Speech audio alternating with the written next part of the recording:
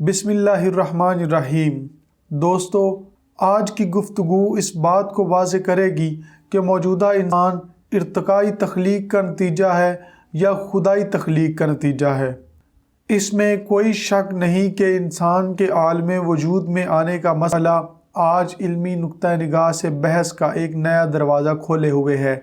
اس لیے کہ ارتقاء پرستوں کا یہ دعویٰ ہے کہ موجودہ انسان اپنی ابتدائی تخلیق اور تکوین سے ہی پیدا نہیں ہوا، بلکہ کائنات میں اس نے بہت سے مدارج طے کر کے موجودہ انسان کی شکل حاصل کی ہے۔ اس لیے ابتدائی حیات نے جمادات اور نباتات کی مختلف شکلیں اختیار کر کے ہزاروں لاکھوں برسوں بعد درجہ بدرجہ ترقی کرتے کرتے موجودہ شکل پائی ہے۔ اور مذہب یہ کہتا ہے کہ خالق کائنات نے انسان اول کو آدم کی شکل میں پیدا کیا اور پھر اس کی طرح ایک ہم جنس مخلوق حوا کو وجود دے کر کائنات ارض پر نسل انسانی کا سلسلہ قائم کیا، اور یہی وہ انسان ہے جس کو خالق کائنات نے عام مخلوق پر برتری اور بزرگی عطا فرمائی ہے اور ایمان الہی کا بار گراں اس کے سپرد کیا، اور کل کائنات اس کے ہاتھ مسخر کر کے خلافت اور نیابت الہی کا شرف اس ہی کو بخشا۔ اسی بنا پر خدائے واحد نے قرآن پاک میں فرمایا، بلا شبہ ہم نے انسان کو بہترین انداز میں بنایا، اور ساتھ ہی یہ بھی انکشاف کیا، بلا شبہ ہم نے نسل آدم کو تمام کائنات پر بزرگی اور برتری بخشی۔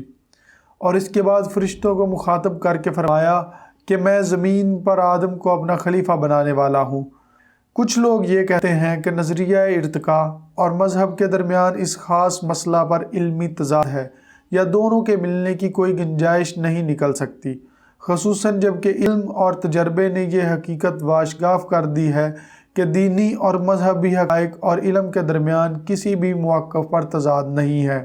جب بھی علم کے مستور حقائق سے پردہ اٹھا تو اس وقت تضاد جاتا رہا اور وہی حقیقت سامنے آ گئی جس کا اظہار وحی الہی کے ذریعے ہو چکا تھا۔ دوسرے الفاظ میں اس بات کو ہم یوں بھی کہہ سکتے ہیں کہ علم اور مذہب کے درمیان اگر کسی وقت تضاد نظر آیا تو نتیجہ میں علم کو اپنی جگہ چھوڑ پڑی اور وحی الہی کا فیصلہ اپنی جگہ اٹل رہا۔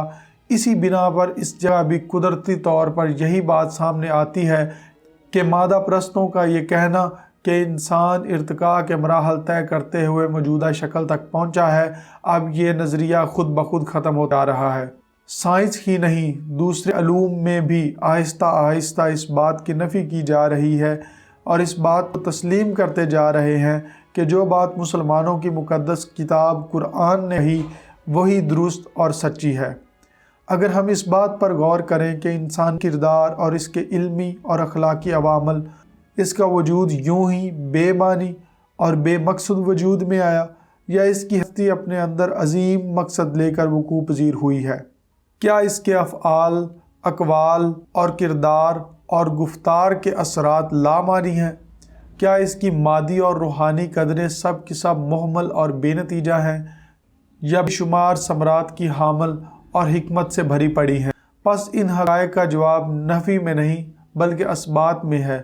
تو قدرتی طور پر یہ تسلیم کرنا ہوگا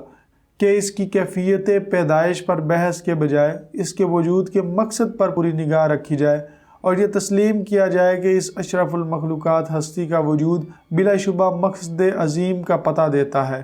اسی وجہ سے وہ تمام کائنات کے مقابلے میں تکریم اور تعظیم کا مستحق ہے، اور جب یہ سب کچھ اس میں ودیت ہے تو پھر یہ کیسے ممکن ہے کہ اس کی ہستی کو جانوروں کی صورت میں پیدا کر کے اور اسے ارتقاء کے مختلف مراحل سے گزار کر اس کو موجودہ شکل دی جاتی؟ پس عقل و شعور اس بات کو تسلیم ہی نہیں کرتے کہ انسان مادے کی مختلف صورت سے ہوتا ہوا اور ارتقائی منازل طے کرتا ہوا موجودہ صورت تک پہنچا ہے، بلکہ حقیقت یہ ہے کہ خدا نے انسان کو احسن تقویم کی بنیاد پر پیدا کیا ہے اور اس نے کوئی ارتقائی منزل طے نہیں کی۔ امید ہے آپ کو آج کی ویڈیو اچھی لگی ہوگی۔ حضرت آدم علیہ السلام کے بارے میں مزید گفتگو انشاءاللہ نیکسٹ ایپیسوڈ میں کریں گے۔ اگر آپ کو ویڈیو اچھی لگی ہے تو چینل کو سبسکرائب کریں اور بیل آئیکن کو پریس کرنا مت بھولیے گا۔ Thank you.